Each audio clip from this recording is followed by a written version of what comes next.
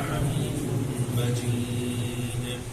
رضينا بالله ربا وبالإسلام دينا وبمحمد صلى الله عليه وسلم نبيا ورسولا. قابل تقریم بزرگان محترم اور یہاں تشریف لائے ہوئے معزز باشعور ایمانی بھائیوں، تمام تعریفیں اس اللہ وحدہ لا شریک لہ کے لیے خاص ہیں کہ جس اللہ رب العزت نے ہم سب کو انسانی شکل عطا کی، ایمان کی عظیم دولت سے نوازا اور امام الانبیاء جناب محمد عربی صلی اللہ علیہ وسلم کی امت میں پیدا فرمایا، اور قرآن کریم جیسی عظیم کتاب کے ذریعے سے اللہ نے ہماری رہنمائی اور رہنمائی فرمائی. تمام تعریفیں اسی اللہ کے لیے خاص ہیں. میرے محترم بزرگوں اور دوستوں اور یہاں بیٹھے عزیز طلباء، سب سے پہلے میں اپنی نیت کا بھی استحضار کر لوں، اپنی نیت کا بھی جائزہ لے لوں، اور آپ بھی اپنی نیتوں کو ذرا ٹٹول لیں.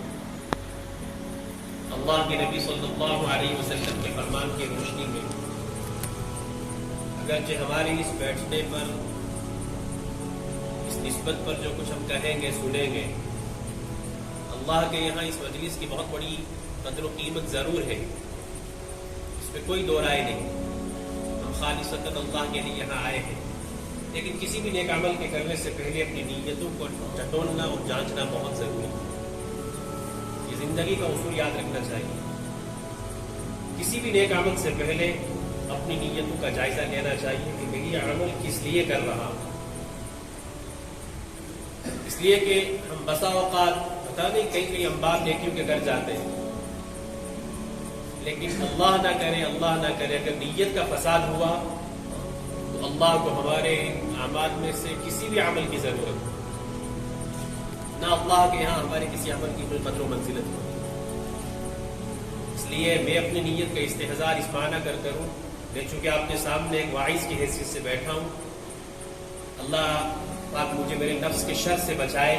اس لیے کہ جو نفس کا شر ہے، ایک انسان کتنا ہی متقی اور پرہیزگار کیوں نہ ہو جائے، ظاہری طور سے وہ بہت ہی زیادہ تقوی کی سیڑھیوں پر بھی چڑھ کر کہیں سے کہیں کیوں نہ پہنچ جائے، لیکن یاد رکھیں انسان کے ساتھ جو اس کا نفس ہے. ہمارے پڑوس کے ملک میں بہت بڑے عارف باللہ حضرت مولانا شاہ حکیم محمد اختر صاحب نور اللہ مرقدہ گزرے. اللہ پاک نے ان کے ذریعے سے ساری دنیا کے اندر تزکیہ نفس سے اصلاح باطن کا جو کام حضرت سے اللہ نے لیا، اور بطور خاص جو حضرت کا کلام تھا، شاعرانہ کلام، اس میں جو اللہ کی محبت، نبی کی اطاعت کا جو سبق حضرت دے کر کے اس امت کو گئے ہیں، یقین جانیے ایک ادنا سے درجے کا ایمان والا بھی اگر اس کو پڑھے تو دل مچل جاتا ہے کہ واقعی اہل اللہ ہی تھے. تو حضرت کا اس تعلق سے ایک شعر ہے، تو حضرت عام طور سے حضرت کے مریدین بھی اور حضرت خود اس شعر کو بہت کثرت سے پڑھا کرتے ہیں. بھروسہ کچھ نہیں نفس امارہ کا اے زاہد، بھروسہ کچھ نہیں نفس امارہ کا اے زاہد، فرشتہ بھی یہ ہو جائے تو اس سے بدگمار ہے. اگر ہمیں ایسا لگے کہ میں تو میرا نفس اطاعت کے ذریعے سے اللہ کی محبت میں، اللہ کی اطاعت میں، نبی علیہ السلام کی فرما برداری میں اتنا زیادہ ہم غرق ہیں کہ 24 گھنٹے میری زندگی بظاہر اللہ کی محبت اور نبی کی اطاعت میں ہے، اس کے باوجود بھی کبھی اپنے نفس پر مطمئن مت ہوئیے. یہ ایسی خطرناک چیز ہے. اس وقت چونکہ میں واعظ کی حیثیت سے بیٹھا ہوں تو میرا نفس مجھے کہیں یہ دل میں پیغام، میرے دل میں کہیں یہ وسوسہ نہ پیدا کرے تو ان سب سے ایک الگ اور ممتاز چیز ہے. تو واعظ کی حیثیت سے ہے. نہیں، اگر میرے دل میں یہ خیال ایک لمحے کے لیے بھی آیا، یقین جانیے میں جو کچھ کہوں گا کل قیامت میں اللہ کے یہاں میری اس پر پکڑ ہوگی.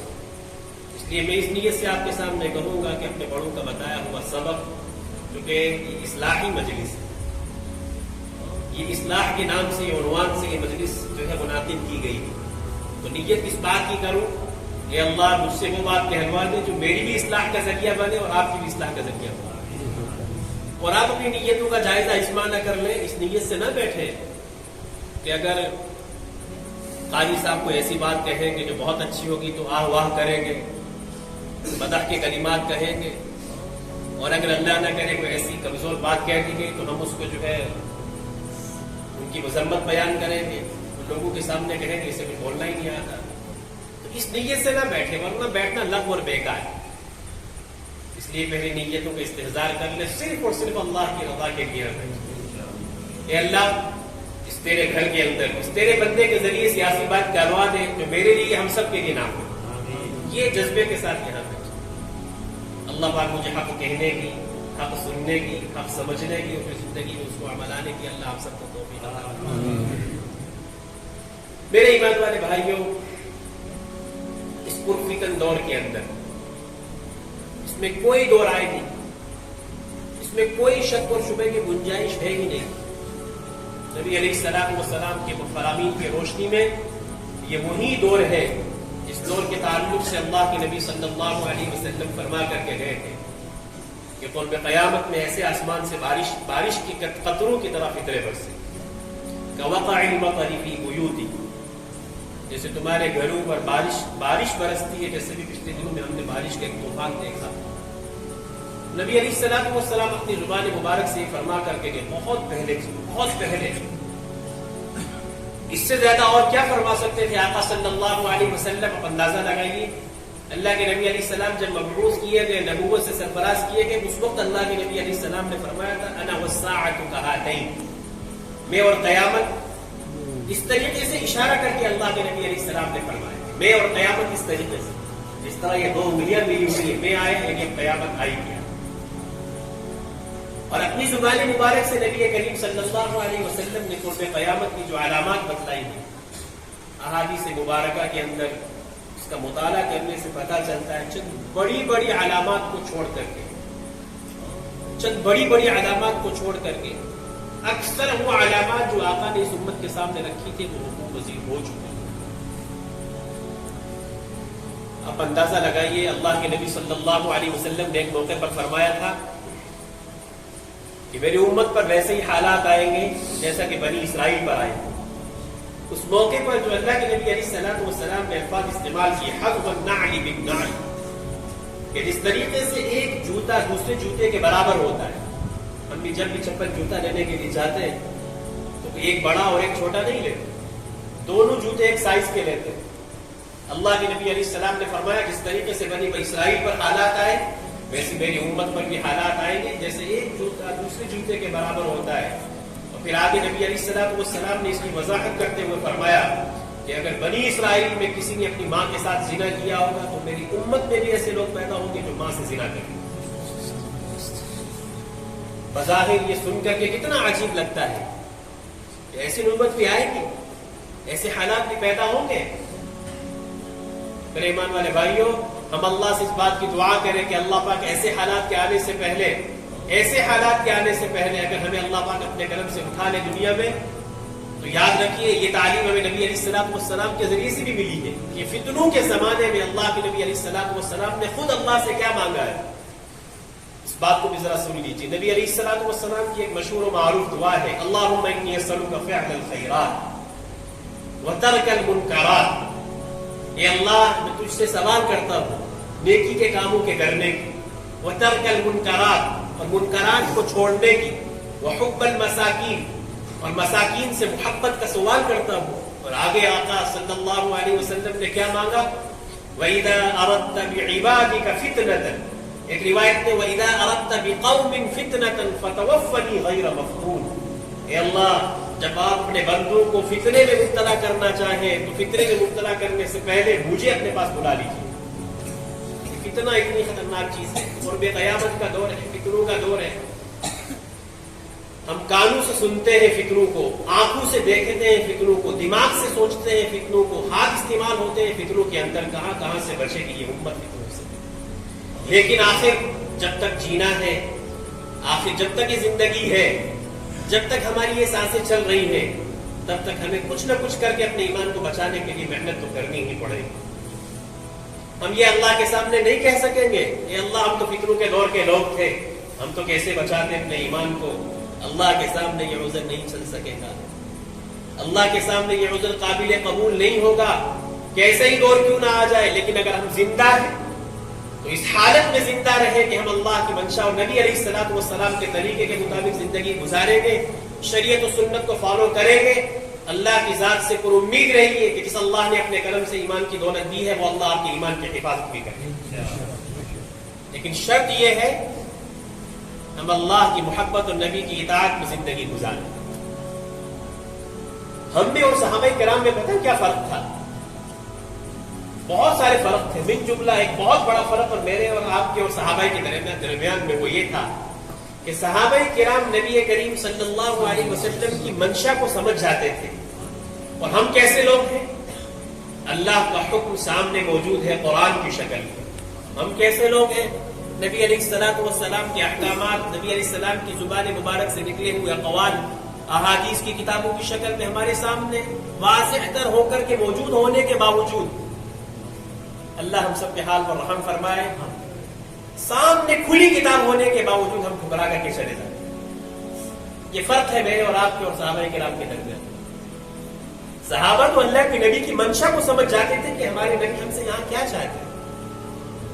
اس کی ایک واقعے کے ذریعے سے اس بات کو میں سمجھاتا ہوں.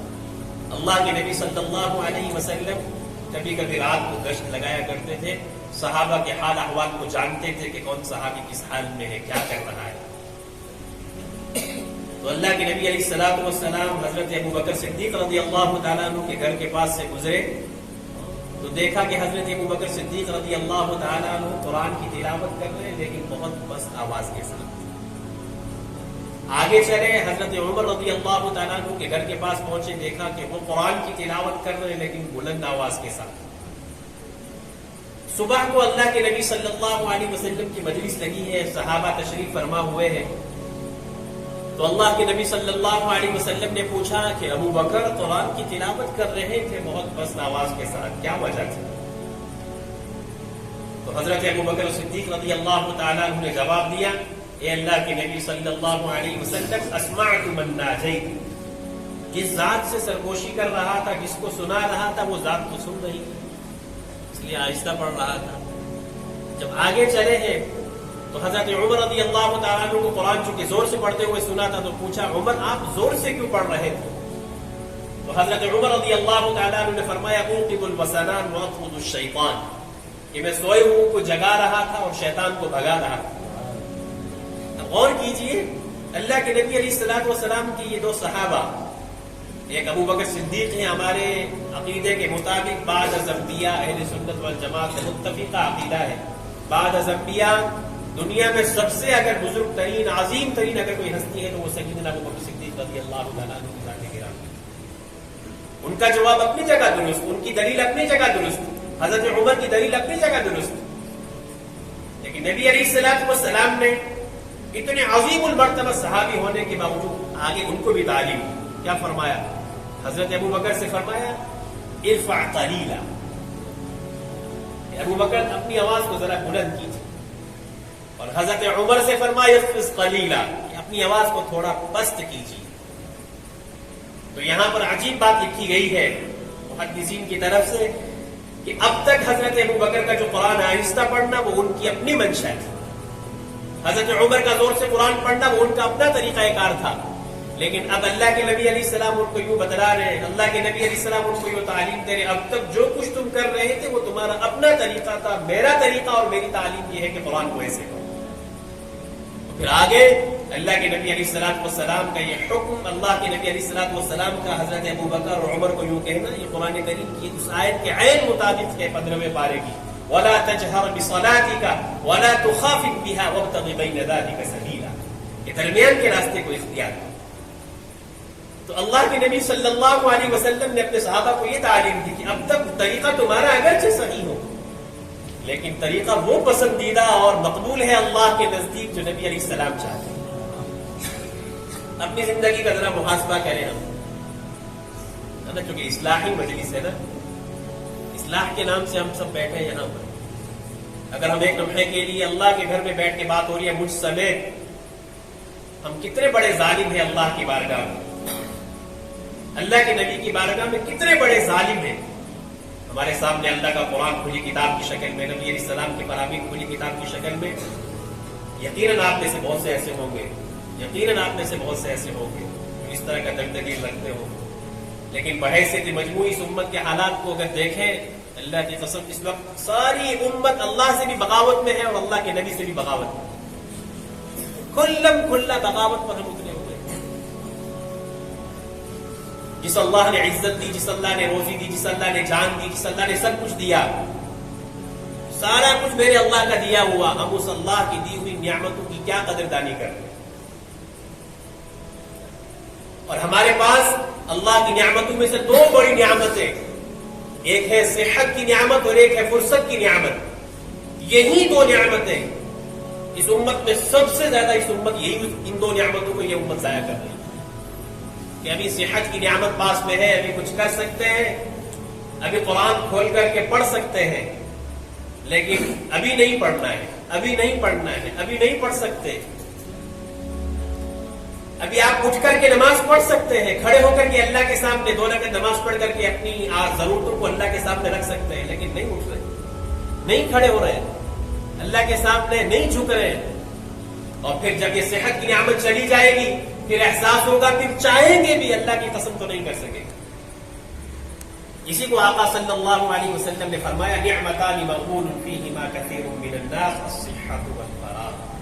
2 نعمتیں ایسی ہیں جن 2 نعمتوں کے تعلق سے اکثر لوگ دھوکے میں رہتے ہیں، ان میں سے ایک یہ نعمت ہے صحت کی نعمت۔ ابھی آج کچھ شیدرا والے ڈاکٹر صاحب کا جو انتقال ہوا، بہت سارے احباب آپ میں سے جانتے ہوں گے۔ تو جب ان کا یہ حادثہ پیش آیا، اس کے بعد جب ان کو گاڑی میں رکھا گیا اور سری نگر کے لیے ان کو روانہ کیا گیا، کیونکہ باقی فیملی بھی ان کی ساتھ تھی، لیکن اللہ کے کرم سے باقی بچ گئے، باقی کو لگی نہیں، ان کو لگی تھی، پھر آج وہ اللہ کو پیارے بھی ہو گئے۔ تو یہ ہڈی ان کی بقول ڈاکٹر کے شاید یہاں گردن کے پاس سے یہ ہڈی، پھر اس سے جانور نہ ہو سکے، اللہ کو پیارے ہو گئے۔ میں اپنی جگہ آج راستے میں یہ سوچ رہا تھا، میں نے کہا اس بیماری کے عالم میں چونکہ ہلکا ہلکا ہوش تھا، وہ اپنی طرف سے کتنی کوشش کرتے ہوں گے اپنے بدن کو حرکت دینے کی، اپنے ہاتھوں کو حرکت دینے کی، اپنے پاؤں کو آگے پیچھے کرنے کی، کتنی ساری کوششیں کرتے ہیں۔ اندر اندر پتہ نہیں کیا خیالات پکاتے ہوں گے، کاش کہ میرے یہ ہاتھ چل جائے، کاش کہ میں یہ آنکھ کھول کر کے اپنے گھر والوں کو سکون سے دیکھ لیں، کاش کہ میں کان پیچھے کر کے ذرا سکون سے لیٹ جاتا۔ لیکن جتنے دن رہے وہ اسی شکنجے کی حالت میں ہے، اور آج اللہ کو پیارے ہو گئے۔ کیا یہ چیزیں ہمیں سبق نہیں دیتی؟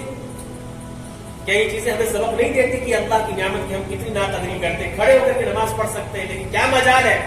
اللہ ہم سب کو معاف فرمائے، اذان کی آواز کانوں میں پڑتی رہے، کوئی مسئلہ نہیں، ہمیں کیا ہے، یہ تو کسی اور کے لیے ہو رہی ہے۔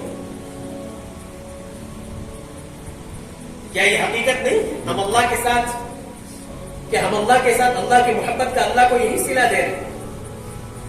کتنا عرصہ بیت جاتا ہے، مجھ سمیت اللہ ہم سب کو معاف کرے، کتنا عرصہ بیت جاتا ہے، جتنے سب یہاں بیٹھے ذرا اپنے آپ سے پوچھیں، کس نے کب قرآن کھول کر کے اللہ کی محبت میں غرق ہو کر کے قرآن پڑھا؟ کبھی سوچا اس بات؟ کیا کام آنے والی چیز ہے؟ کل قیامت میں جب اللہ کے سامنے کھڑے ہوں گے، اس وقت حدیث پاک میں آتا ہے انسان کے قدم اللہ کے سامنے سے ہٹنے ہی نہیں پائیں گے جب تک کہ وہ اللہ کو 5 چیزوں کا جواب نہ دے۔